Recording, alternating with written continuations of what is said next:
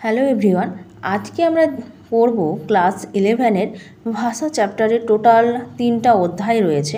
প্রথম অধ্যায় রয়েছে বিশ্বের ভাষা ও পরিবার, দ্বিতীয় অধ্যায় রয়েছে ভারতের ভাষা, পরিবার ও বাংলা ভাষা, এবং তৃতীয় অধ্যায় রয়েছে ভাষা বৈচিত্র্য বাংলা ভাষা। আজকে আমরা পড়ব ভারতের ভাষা, পরিবার ও বাংলা ভাষা অর্থাৎ দ্বিতীয় অধ্যায়টিকে।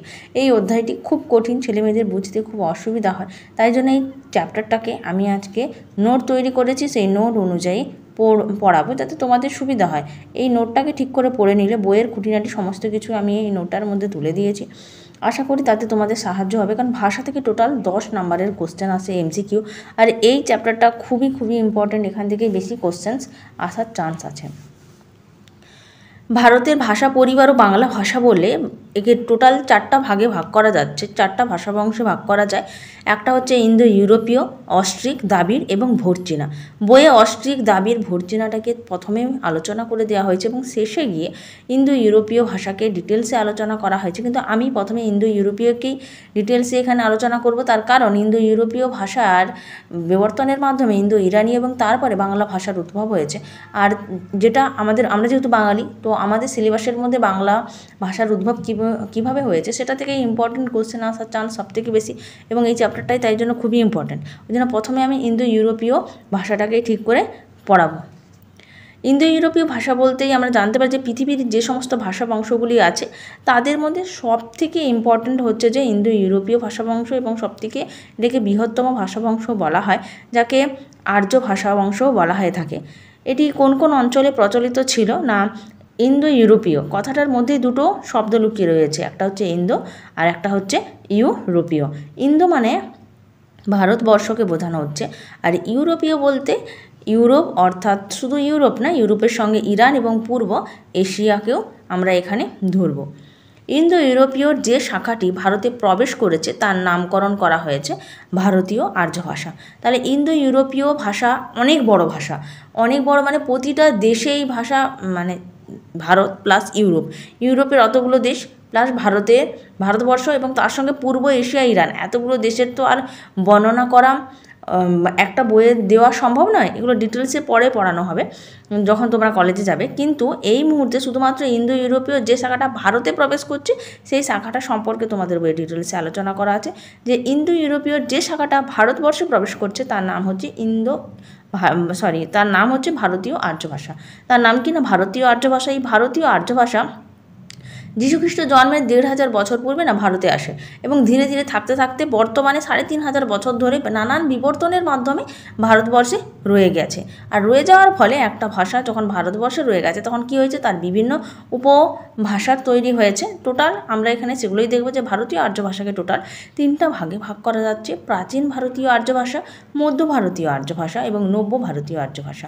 প্রাচীন ভারতীয় আর্য ভাষার দুটো ভাষা আছে ইম্পর্টেন্ট, সেটা হলো একটা হলো বৈদিক ভাষা ও সাহিত্য, আর একটা হলো সংস্কৃত ভাষা।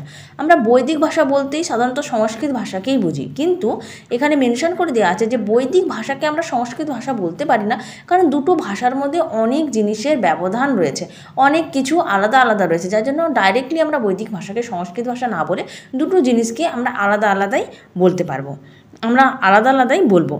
এবারে প্রাচীন ভারতীয় আর্য ভাষা সম্পর্কে আমরা দেখি যে প্রাচীন ভারতীয় আর্য ভাষার শ্রেষ্ঠ নিদর্শন একজন বৈয়াকরণবিদের লেখায় আমরা পাই। বইটার নাম হচ্ছে যে অষ্টাধ্যায়ী। পাণিনি পৃথিবীর সর্বকালের শ্রেষ্ঠ একজন বৈয়াকরণ অর্থাৎ ব্যাকরণবিদ, তার লেখা ব্যাকরণ বই অষ্টাধ্যায়ী প্রাচীন ভারতীয় আর্য ভাষায় লেখা হয়েছে। আর এই বইয়ে কী হয় না, আমরা প্রাচীন ভারতীয় আর্য ভাষার নিদর্শন হিসেবে আমরা এই বইটাকে তুলে ধরি। এছাড়া অশ্বঘোষ, কালিদাস, ভরভূতি এবং ভারবী, বিশাখা দত্ত, শূদ্রক প্রভৃতি কবি এবং নাট্যকারের রচনায় আমরা প্রাচীন ভারতীয় আর্য ভাষার নিদর্শন দেখে থাকি। এটা প্রাচীন ভারতীয় আর্য ভাষাকে আমরা এখানে একটু ছকের মাধ্যমে দেখি যে প্রাচীন ভারতীয় আর্য ভাষা, এই আর্য ভাষাটার প্রথমে আমরা কি দেখতে পাচ্ছি যে এই ভাষাটাকে প্রথমে যখন ভাষাটা ভারতে এসছে আমরা সেটাকে বৈদিক ভাষা বলছি, যখন তা আবার বিবর্তন হয়ে যাচ্ছে তখন সংস্কৃত বলছি, এবং তার বিবর্তনের ফলে প্রাকৃত বিবর্তনের ফলে আমরা তাকে বলছি যে ভারতীয় আর্য ভাষা। এখানে কিন্তু দুটো জিনিস খুব ভালোভাবে মনে রাখতে হবে যে আমরা প্রাকৃত ভাষাকে কখনোই সংস্কৃত ভাষা বলে আখ্যান করতে পারি না, আবার আমরা ভারতীয় আর্য ভাষাকে প্রাকৃত ভাষাও বলতে পারি না। তার কারণ কি না, প্রতিটা ভাষা যখন বিবর্তন হচ্ছে না, তখন প্রতিটা ভাষার মধ্যে অনেক কিছুর অমিল দেখা দিচ্ছে। তাই জন্য আমরা প্রতিটা ভাষাকে পরস্পরের সঙ্গে যুক্ত করতে পারি না, প্রতিটা ভাষাকে আমরা আলাদা আলাদাই বলবো। এবারে দেখি মধ্য ভারতীয় আর্য ভাষা। প্রাচীন ভারতীয় আর্য ভাষার নিদর্শন হিসেবে আমরা অশোকের শিলালিপিকে ধরতে পারি। ঠিক তেমনই আমাদের মনে রাখতে হবে যে বুদ্ধ ধর্মের টোটাল গৌতম বুদ্ধ প্রবর্তন করেছিলেন কী ধর্ম না, বুদ্ধ ধর্ম। বুদ্ধ ধর্মকে টোটাল দুটো ভাগে ভাগ করা যায়, একটা হচ্ছে হিনযান আর একটা হচ্ছে যে মহাযান। এবং হিনযান যে শাখাটি, সেই শাখাটি কি বলা হচ্ছে, যে শাখাটি সংস্কৃত এবং পালি ভাষার ব্যবহার করেছে।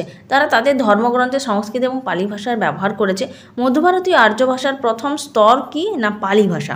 আচ্ছা, পালি ভাষা কিন্তু আমাদেরকে এখানে মনে রাখতে হবে যে সংস্কৃত এবং প্রাকৃত এই দুটো ভাষার মাঝেই এসছে কি না, পালি ভাষা।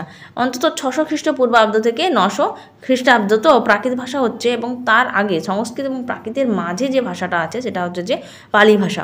নিদর্শনগুলো আমাদেরকে মনে রাখতেই হবে, কারণ বৌদ্ধ ধর্মগ্রন্থ ত্রিপিটক, বুদ্ধদেবের জীবন কাহিনী যেমন জাতকের গল্প, সূত্রনিপাত এবং থের গাঁথা কবিতা, এগুলো কিন্তু পরীক্ষার হলে চলে আসতে পারে তখন। কারণ বই যদি আমরা খুলি, এক লাইন হিসেবে তো সমস্ত কিছু ডিটেলসে লেখা আছে। এখানে আমি নোটের মাধ্যমে তুলে দিলাম, প্রতিটা নোট তোমরা ওখানে এই স্ক্রিনশট মেরে রাখবে এবং প্রতিটা জিনিসকে মুখস্থ করবে লাইন বাই লাইন। মধ্য ভারতীয় আর্য ভাষার প্রায় 1,500 বছর ধরে কি করেছে না, ভারতের মধ্যে থাকার ফলে এই ভাষার অনেকগুলি আঞ্চলিক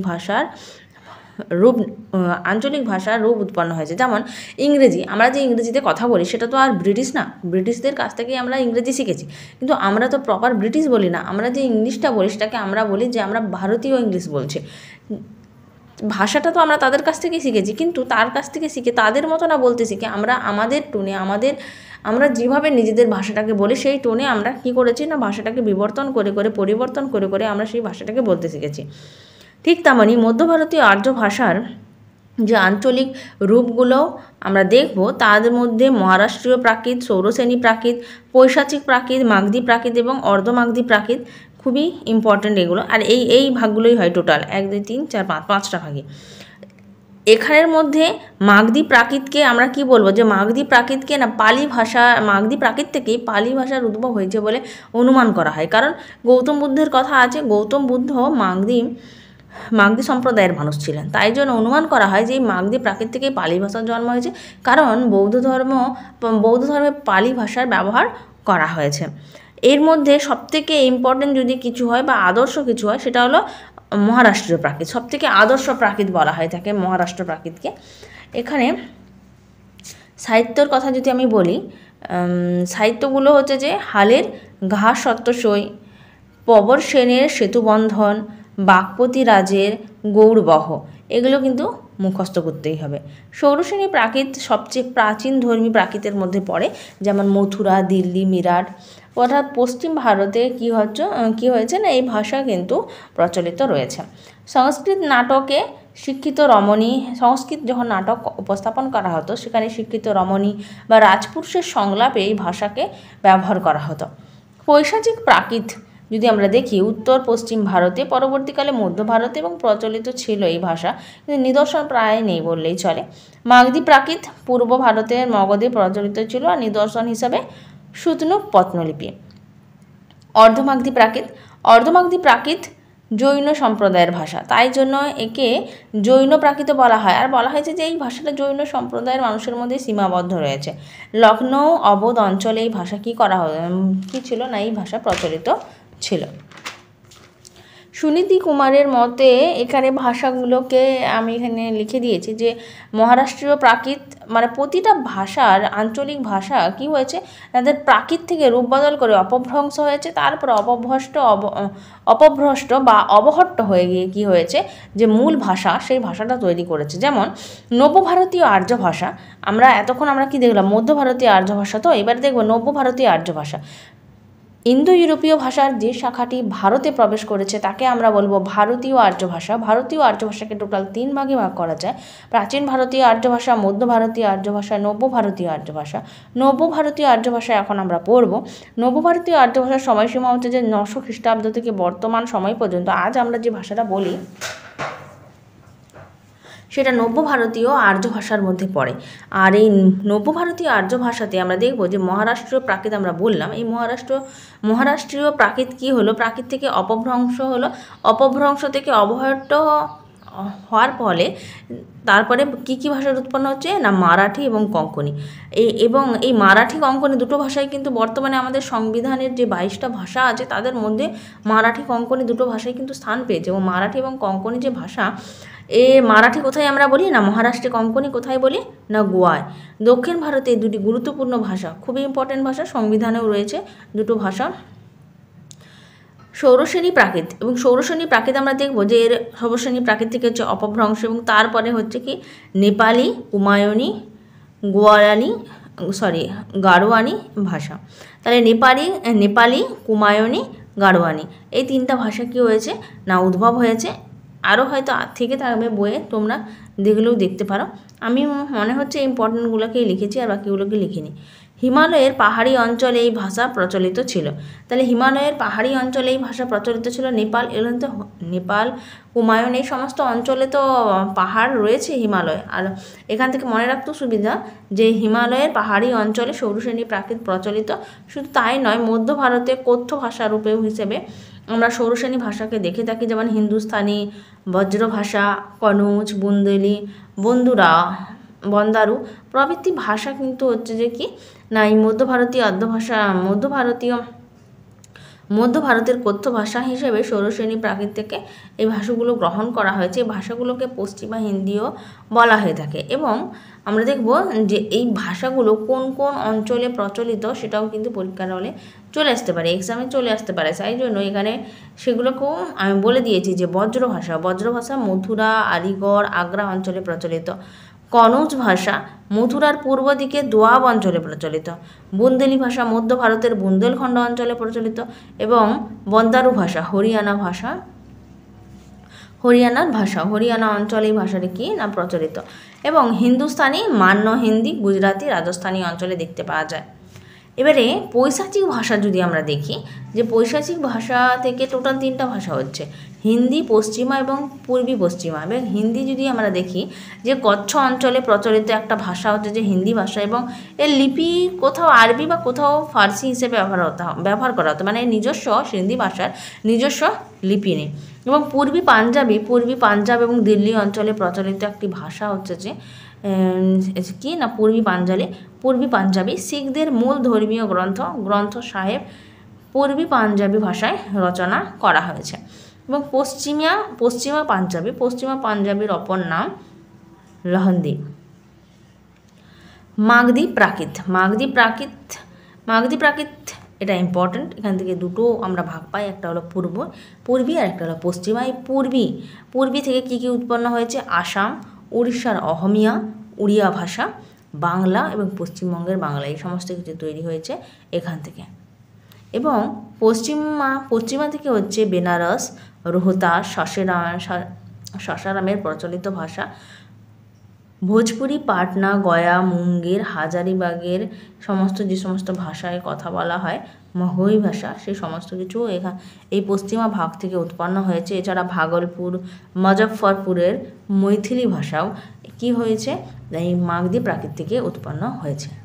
আর অর্ধমাগধি প্রাকৃত যদি বলি, অর্ধমাগধি প্রাকৃত অপভ্রংশের ফলে এরও 3টা ভাগে ভাগ করা হচ্ছে, অবধি, বাঘেলি এবং ছত্তিশগড়ি। এই যে 3টা ভাগ, এগুলোকে বলা হচ্ছে যে কিনা পূর্বী হিন্দি ভাষা। বাংলা ভাষার পর্যায়, আমরা বাংলা ভাষা তো শিখে গেলাম যে কোথা থেকে এসছে, কীভাবে উৎপন্ন হয়েছে বাংলা ভাষা। একে যে টোটাল যে 3টে পর্যায় আছে, এখান থেকেও কোশ্চেন ইম্পর্টেন্ট আছে, খুবই ইম্পর্টেন্ট কোশ্চেন এখান থেকেও আসতে পারে। যেমন একে 3টা পর্যায় আছে, প্রথম পর্যায়, দ্বিতীয় পর্যায়, তৃতীয় পর্যায়। প্রথম পর্যায়ে রয়েছে প্রাচীন বাংলা 900 খ্রিস্টাব্দ থেকে 1200 খ্রিস্টাব্দ পর্যন্ত। এর নিদর্শন হিসেবে আমরা চর্যাপদকে বলি। এবং মধ্য বাংলার ভাগের মধ্যে দুটো ভাগ আছে, একটা হলো আদি মধ্য বাংলা এবং অন্ত মধ্য বাংলা। মনে রাখতে হবে যে মধ্য বাংলা না, প্রাচীন কাল থেকে আদি মধ্য পর্যন্ত এর মধ্যে একটা অন্ধকার যুগ আছে, যেটা সময়সীমায় 1200 থেকে 1350 খ্রিস্টাব্দ পর্যন্ত বলাই থাকে। কারণ এই সময় বিদেশিরা আক্রমণ করেছিল ভারতবর্ষে, যার ফলে কী হয়েছে না, কোনো নিদর্শন তৈরি করা যায়নি, বা থাকলেও বর্তমানে তা কিন্তু খুঁজে পাওয়া যায়নি। সেই জন্য বলা হয়েছে যে এই সময়টাকে অন্ধকার যুগ বলা হয়ে থাকে। আদিমত বাংলার সময়সীমা হচ্ছে যে 1350 থেকে 1500 খ্রিস্টাব্দ পর্যন্ত। এর নিদর্শন হিসেবে শ্রীকৃষ্ণ কীর্তন এই একটাই সাহিত্যকে বলা হয়ে থাকে। এবং অন্তর্মধ্য বাংলা নিদর্শন সময়সীমা হচ্ছে যে 1500 খ্রিস্টাব্দ থেকে 1760। এর নিদর্শন হিসেবে অনেক কিছুই আছে, যেমন রামায়ণ মহাভারতে যে সমস্ত অনুবাদ সাহিত্যগুলো ছিল সেগুলোও আছে।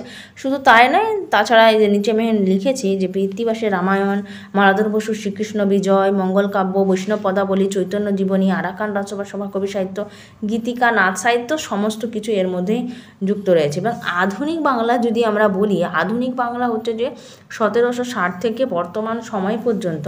এবং এর নিদর্শন হিসেবে আমরা দেখব ফোর্ট উইলিয়াম কলেজ, অর্থাৎ ব্রিটিশরা যখন ভারতবর্ষে এসছে, কলেজ, খ্রিস্টান মিশনারিদের ভাষা, রাজা রামমোহন রায়, বিদ্যাসাগর, বঙ্কিমচন্দ্র মতো মানুষেরা যে ভাষায় কথা বলেছে, এবং আমরা বর্তমানে যে ভাষায় কথা বলে থাকি অর্থাৎ মৌখিক ভাষা, এই সমস্ত কিছু ভাষাই কিন্তু আধুনিক বাংলা ভাষার অন্তর্গত।